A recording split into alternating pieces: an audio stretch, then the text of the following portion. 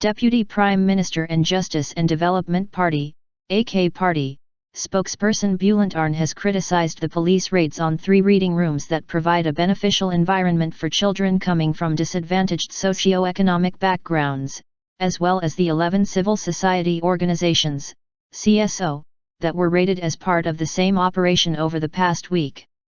During a news program on Wednesday, Deputy Prime Minister Arınç acknowledged that the raids were government-led and criticized them, saying that something suspicious has been going on in the western province of Manisa over the last few days and that these operations would lead to a loss of votes for the AK party, adding, "I'm going to ask Manisa to vote for us, as I already have. Won't they say to me, 'We know you and we like you,' but police under pressure from the AK party are raiding other people we like. The police chief is doing this and that like the head of a gang. How can I reply when they say this to me?" Arınç continued to criticize the raids against the CSO, saying, "Police are conducting raids in the middle of the day.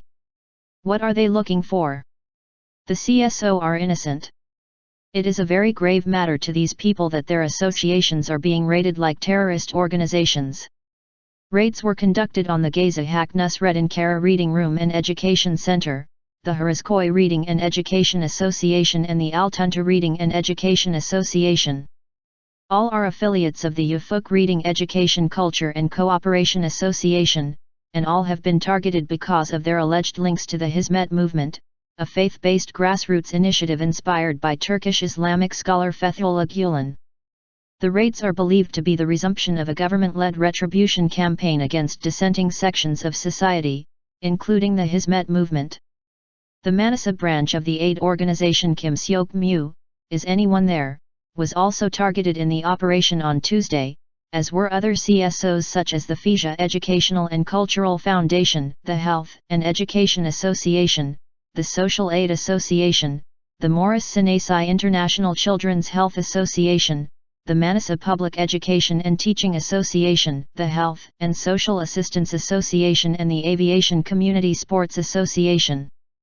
Mehmet Davsan, the head of the Manisa Public Education Teaching Health Association, formerly an Mam Hatip Association and one of those associations targeted in the police operation on Tuesday, criticized the government, saying, "Those who said they would harm the Mam Hatip associations have done the biggest harm to those in Manisa. The name of our association is Public Education Teaching Health Association, but the real mission of the association is to build and sustain Mam Hatip associations in Manisa. Our only wish is to keep our associations afloat, and raise new generations for Manisa and for our country," Davsan stated. Manisa Police Chief Tafer Erdal Siran justified the initial raid last week, announcing to the press, "Those who provide financial assistance to these CSOs must understand that they are assisting terrorist groups." However, Siran's remarks have sparked criticism due to a complete absence of evidence that the groups have any links to terrorism.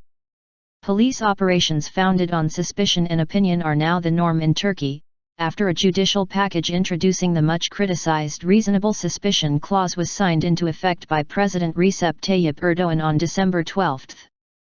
This law lowers the threshold for searches and reverses a reform from February 2014 that had only allowed courts to grant police the power to search people and property if there was strong suspicion based on concrete evidence. The operations are widely believed to be an act of retribution by Erdogan's administration for a corruption investigation that went public in December 2013. Erdogan claims the Hizmet movement initiated but failed to conduct a coup against the government.